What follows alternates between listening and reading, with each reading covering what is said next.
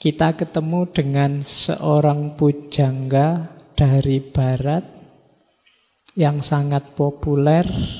Nama baratnya adalah Khalil Gibran. Itu kalau pakai bahasa Arab, nama aslinya adalah Jubron sebenarnya. Asli Libanon. Jubron, Khalil Jubron. Namanya sama kayak namanya ayahnya. Jadi nama aslinya itu Jubron Khalil, punya bapak namanya Jubron juga. Ya, ditulis dalam bahasa Latinnya biasanya pakai Gibran. Nanti nama Khalil Gibran itu gelar apa? Sesuai dialek lahjahnya orang Amerika. Karena Khalil Gibran ini hidupnya di Amerika, di New York.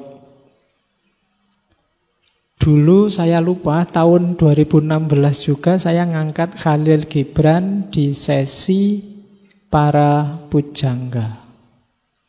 Tokoh-tokoh pujangga antara lain kemarin kita ngangkat Khalil Gibran.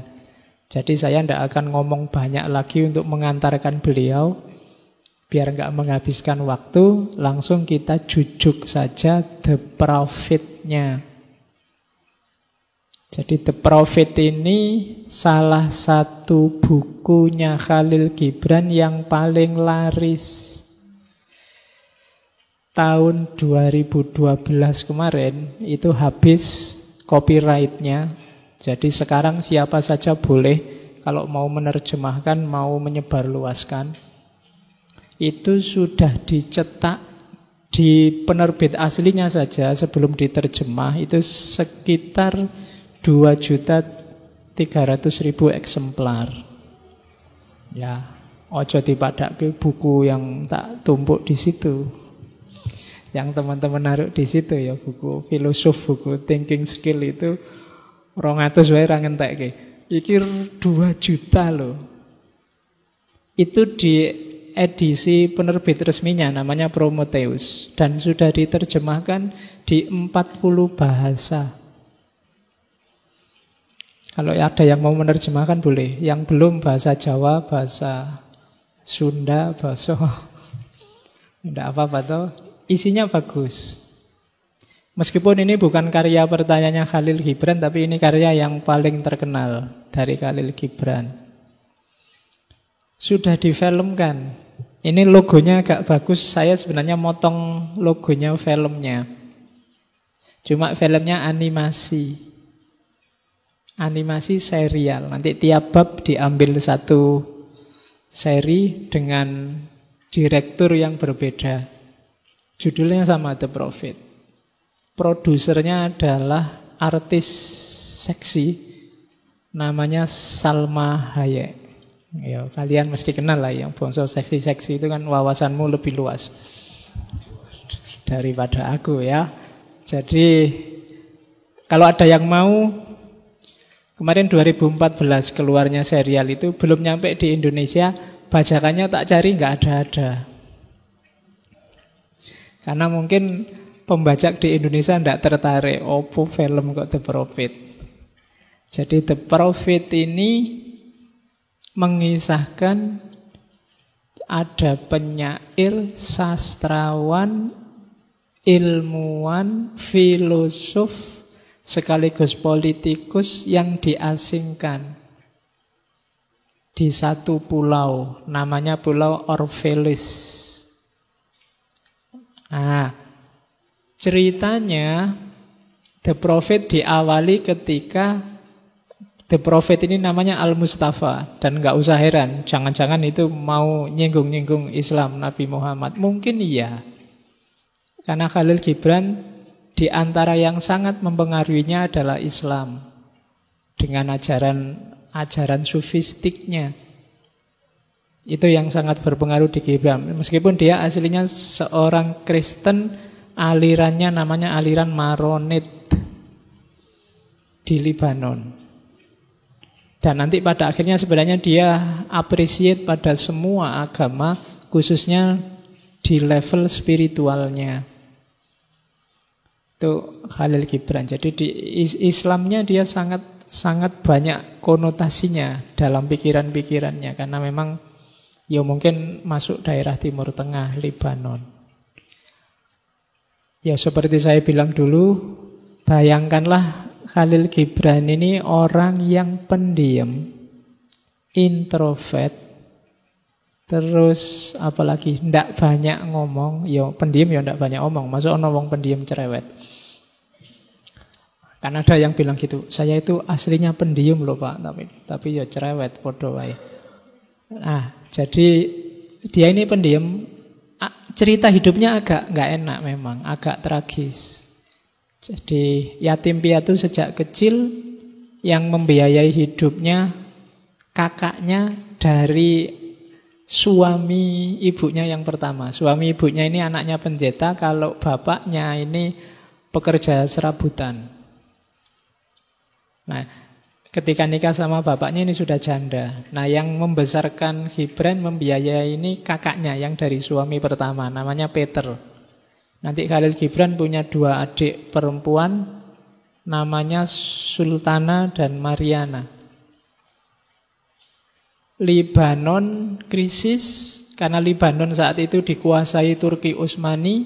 Turki Utsmani sedang dalam masa surut sehingga jadi kejam, jadi tiran. Kemudian banyak orang ngungsi, termasuk keluarganya Khalil Gibran. Nanti ngungsi ke Boston, ke Amerika. Mengungsi Gibran sekitar umur 10 tahun.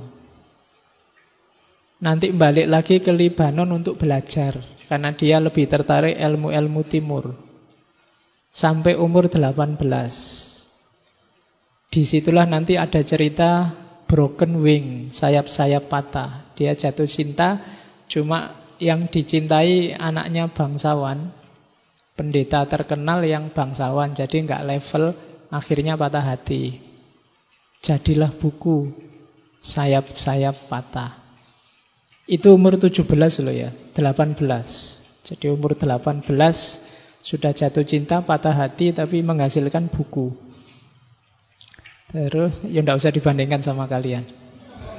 Ya, kalian jatuh cintanya aja kan belum, masa mau nulis buku. Terus pulang ke Amerika umur 19. Terus di situ mulai kehidupannya nggak enak. Adiknya yang paling kecil, yang namanya Sultana, meninggal kena TBC. Disusul ibunya, disusul kakaknya yang membiayai hidup. 3 orang dalam waktu 4 bulan. Kehilangan 3 orang sekaligus. Terus dia karena pinter dikasih beasiswa seorang perempuan yang jauh lebih tua dari dia, namanya Mary Elizabeth Haskell. Dari atas biayanya Mary inilah dia nanti dibiayai. Meskipun sudah kelihatannya saling seneng 2 orang ini, tapi nggak kawin-kawin. Sampai Mary dikawin orang lain. Stres lagi Khalil Gibran. Terus deket lagi sama perempuan namanya Barbara Young, tapi juga nggak kawin-kawin. Terus punya pacar namanya Mai Ziada.